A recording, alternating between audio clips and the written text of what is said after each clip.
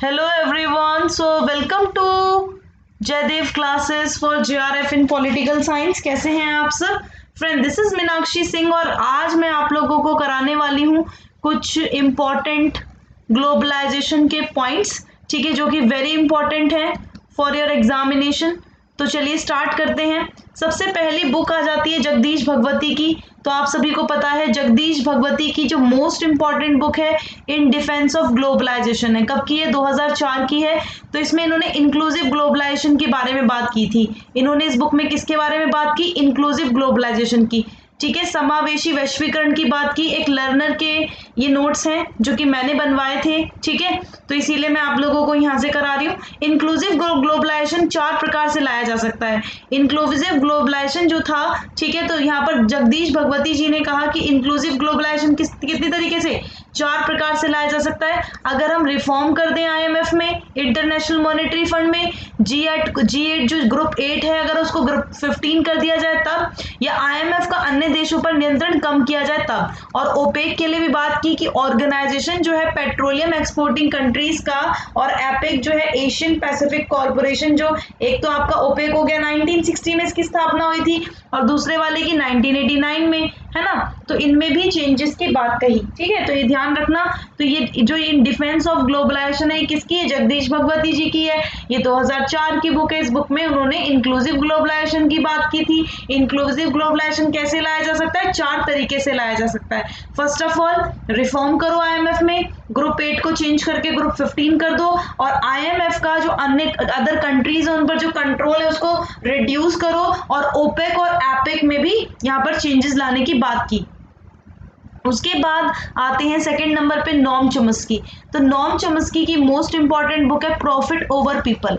तो ये 1999 की है। यूएसए में ग्लोबलाइजेशन का प्रॉफिट सभी लोगों को नहीं मिला है, काफी लोग बेरोजगार हो गए हैं, ठीक है। तो आप देखोगे यूएसए में जो वैश्वीकरण है, ग्लोबलाइजेशन है, तो इसका प्रॉफिट अभी सभी लोगों को नहीं मिला है, काफी लोग बेरोजगार हुए हैं, है ना। तो न्यू लिबरलिज्म को क्रिटिक करते हैं, ये ध्यान रखना, ठीक है। न्यू लिबरलिज्म को इन्होंने क्रिटिक किया था। उसके बाद यहाँ पर काफी इंपॉर्टेंट पॉइंट्स है एंथोनी गिडेंस। एंथोनी गिडेंस अगर आप देखो तो वैश्वीकरण क्या है? आधुनिकता का परिणाम है। वैश्वीकरण क्या है आपका?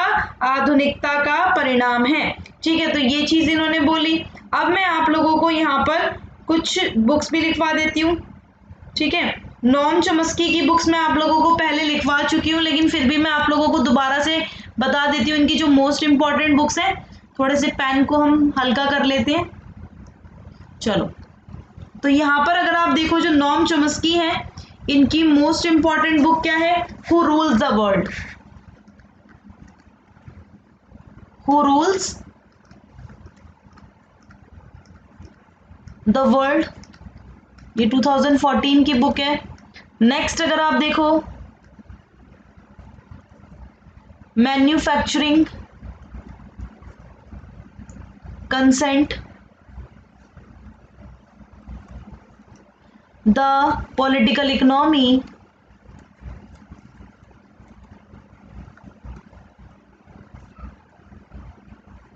The political economy of the mass media.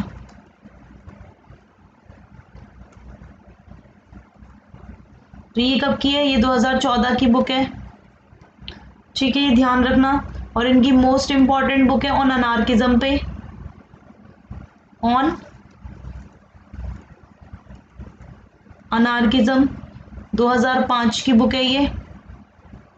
Hegemony और सर्वाइवल,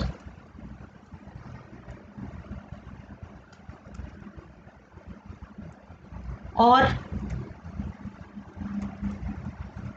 सर्वाइवल 2003 की बुक है, ठीक है। फिर इनकी एक और बुक है फेल्ड स्टेट। ये काफी इंपॉर्टेंट बुक्स हैं, इनको लिख लेना, ठीक है। ये इंपॉर्टेंट बुक्स हैं किसकी? ये बुक मैंने किसकी लिखवा दी आपको? नोएम चॉम्स्की की,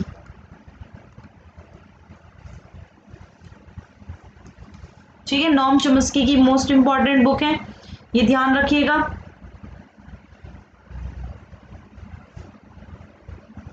उसके बाद नेक्स्ट हम लोग आए थे एंथोनी गिडेंस पर। तो एंथोनी गिडेंस ने वैश्वीकरण को किसका परिणाम माना? आधुनिकता का परिणाम माना। यानी ग्लोबलाइजेशन किसकी वजह से है? मॉडर्नाइजेशन की वजह से। किसकी वजह से है? मॉडर्नाइजेशन की वजह से। तो इनकी मोस्ट इंपॉर्टेंट बुक्स आप देखोगे तो मैं यहां पर लिख देती हूं एंथोनी गिडेंस की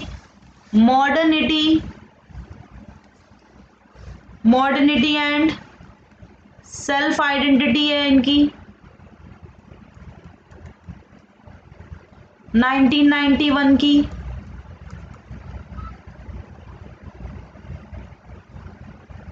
और द कॉन्सिक्वेंस ऑफ मॉडर्निटी है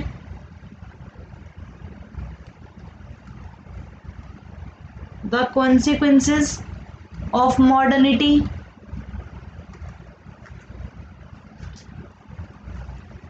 1990 की बुक है ये। द कॉन्स्टिट्यूशन ऑफ सोसाइटी है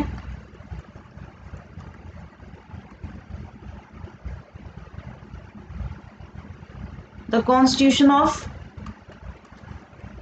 सोसाइटी ये 1984 की बुक है। किसकी बुक लिखवा रही हूँ? एंथोनी गिडेंस की। ठीक है, एंथोनी गिडेंस की बुक है।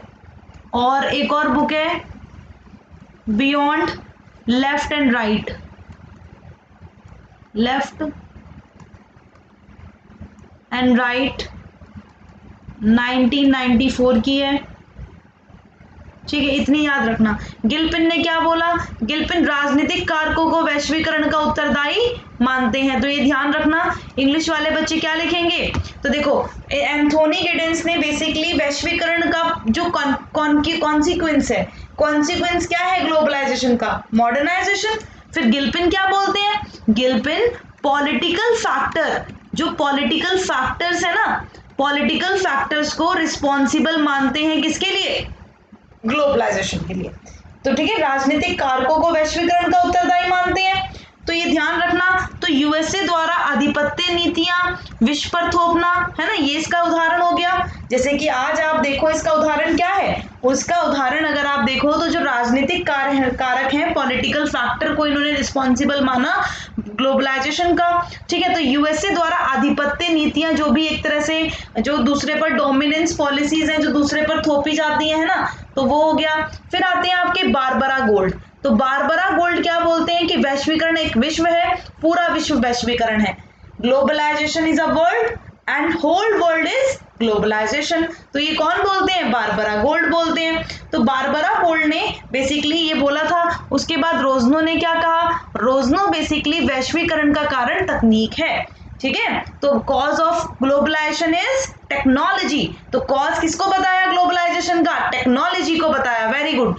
तो 1943 में the new global stage challenge and opportunity, ठीक है, ये इनकी मोस्ट इंपॉर्टेंट बुक है। तो इसमें इन्होंने ये चीजें बताते हैं। ठीक है, और इसमें ये किसकी बुक है भाई? रोजनो की नहीं, कैनिची ओमे की है। कैनिची ओमे ने the next stage challenge and opportunity करके जो ये बुक है कैनिची ओमे की, ठीक है, इसमें इन्होंने क्या कहा? इसमें ये बोलते हैं कि भाई जो राष्ट्र राज्य की सीमाएं क्या है? सिकुड़ती जा रही हैं, यानी कि जो नेशन स्टेट की जो बाउंड्रीज है ये क्या हो रही है? श्रिंक हो रही है। ठीक है, nation state boundaries are shrinking, है ना, इनकी जो बाउंड्रीज है वो क्या होती जा रही है? श्रिंक होती जा रही है। तो ये ध्यान रखना।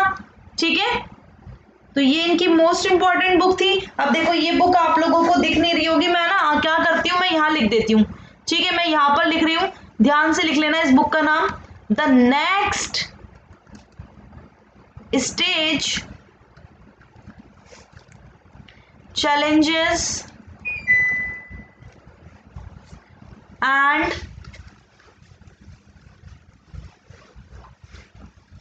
opportunities in our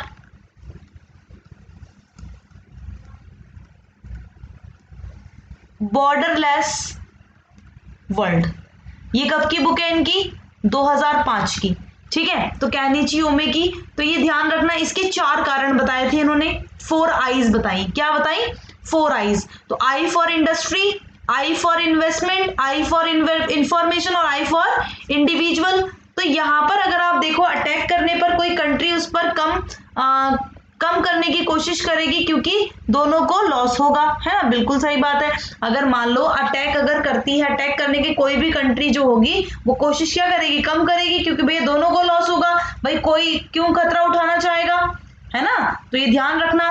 तो यहाँ पर ध्यान रखिएगा ये चीज, केनिची ओमे जो है, तो ये जो है आपके बात करते हैं बॉर्डरलेस वर्ल्ड की, ग्लोबल सिटीजन की। तो केनिची ओमे ने 3C मॉडल भी दिया, जैसे 4 आईज बताया, ठीक है, वैसे 3C मॉडल दिया। तो बॉर्डरलेस वर्ल्ड जो है 1990, तो इसमें कस्टमर बताया, कंपटीशन बताया और कॉरपोरेशन बताया, ठीक है। ट्राइड पावर करके 1984 की जो बुक है, तो ये ध्यान रखना कौन सी बुक है, ट्राइड पावर, ठीक है। तो ये आप लोगों को ध्यान रखना है बच्चों, TRIAD, ठीक है, पावर। और इसकी बुक का पूरा नाम पता है क्या है, इस बुक का पूरा नाम भी आ सकता है, तो इनका पूरा नाम लिख लो, the coming shape of global competition, ठीक है। तो ये ध्यान रखना, ये है 1985 की, कब की है, 1985 की ये बुक थी। तो इसमें आप देखोगे तो एंड ऑफ स्टेट जो है, end of nation state, the rise of regional economies, the mind of the strategist है 1982 की है। तो मार्शल, फिर आते हैं मैक्लुहान पर, फिर मार्शल मैक्लुहान पर आते हैं। मार्शल मैक्लुहान क्या कहते हैं, पूरा विश्व एक गांव की तरह हो गया है, whole world is like a village, तो पूरा वर्ल्ड जो है वो कैसा हो गया, एक गांव की तरह हो गया है ना। तो इसका रिजल्ट क्या है, मीडिया टेक्नोलॉजी है। तो बुक इनकी अगर आप देखो, तो इनकी बुक अगर आप देखोगे तो ये गैलेक्सी करके इनकी बुक है, किसकी, मार्शल मैक्लुहान की, ठीक है। तो ध्यान रखिएगा इनकी जो बुक है आपकी, मोस्ट इंपॉर्टेंट बुक का नाम जो है इनका, ठीक है, ये बुक आप लोगों को मैं लिखवा देती हूं, द गुटेन्सबर्ग, क्या लिखा हुआ है, द गुटेनबर्ग, ठीक है, ध्यान रखना। वैसे आप लोगों को आई होप समझ आ रहा होगा, रुको मैं इसे हटा देती हूँ, वैसे लर्नर ने बिल्कुल साफ साफ लिखा हुआ है, ठीक है, द गुटेनबर्ग। एक्चुअली मैंने भी नोट्स बना रखे हैं, लेकिन मैंने आप लोगों के साथ शेयर इसलिए नहीं किए क्योंकि मेरी राइटिंग खराब है, ठीक है, आप लोगों को समझ आएगी ही नहीं। तो गुटेनबर्ग गैलेक्सी, ये इनकी मोस्ट इंपॉर्टेंट बुक है 1962 की, the making of typographic man, ठीक है। और इनकी मोस्ट इंपॉर्टेंट बुक आप सबको पता ही है, द ग्लोबल विलेज भी है ना। इनकी बुक का नाम एक और लिख लो, द ग्लोबल विलेज। तो द ग्लोबल विलेज जो है वो मोस्ट इंपॉर्टेंट बुक है, किसकी, मार्शल मैक्लुहान की, ठीक है। तो ये पब्लिश कब की गई थी, 1964 में, इसी के 2 साल बाद इन्होंने ये बुक पब्लिश की थी, ठीक है। तो ये ध्यान रखिएगा सारे बच्चे। उसके बाद आते हैं आपके डेविड हेल्ड। तो डेविड हेल्ड की बुक अगर आप देखो, gridlock, why global cooperation is following when we had it most, 2013 की है, किसकी है, डेविड हेल्ड की, ठीक है। तो ये ध्यान रखना, डेविड हेल्ड की मोस्ट इंपॉर्टेंट बुक है ये, ठीक है, ग्रिडलॉक वाली।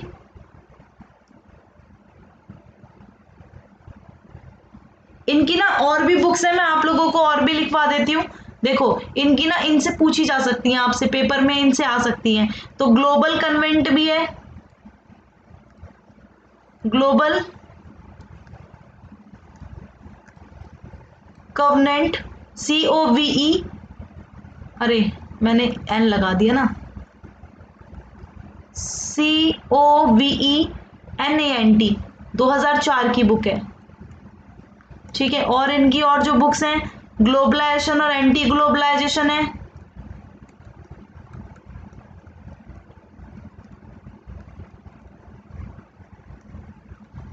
एंटी ग्लोबलाइजेशन है, 2002 की है, ग्लोबल ट्रांसफॉर्मेशन है,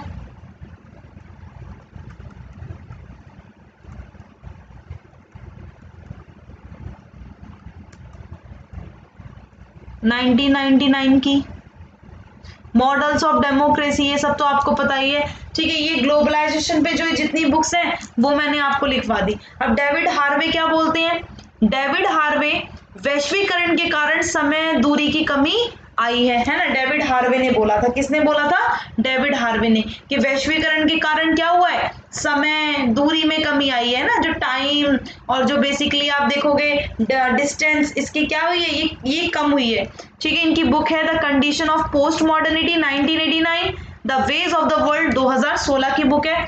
ये ध्यान रखना। केनिची ओमे, भूमंडलीकरण वैश्वीकरण एक सीमाविहीन विश्व हो गया है।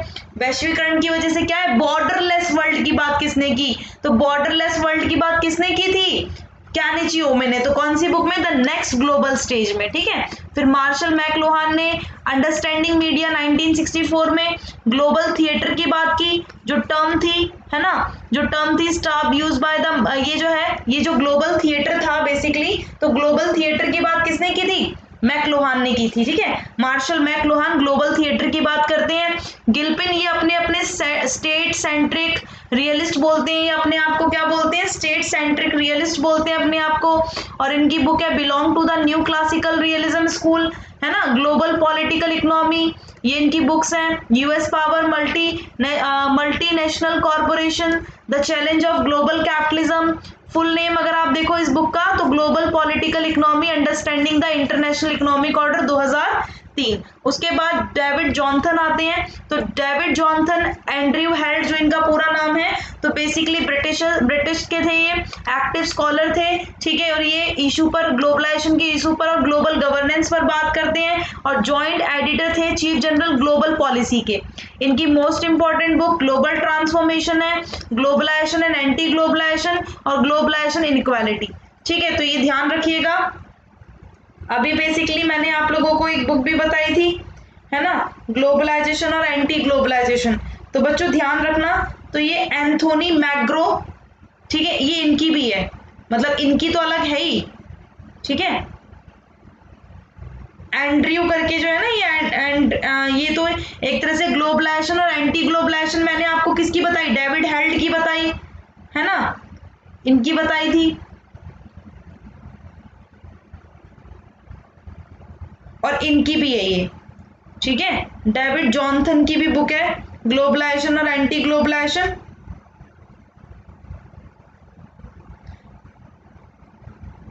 ये ध्यान रखिएगा। आई होप ये आप लोगों को क्लियर हुआ होगा।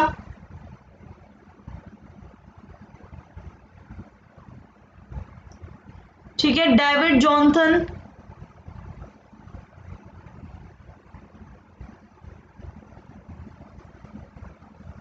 बच्चों डेविड जॉनसन, एंड्रयू हेल्ड, पता है किसको बोलते हैं, डेविड हेल्ड को ही बोलते हैं, ध्यान रखना। सॉरी, ठीक है, ये ध्यान रखना। अभी मेरे को ये ध्यान आया इनका पूरा नाम।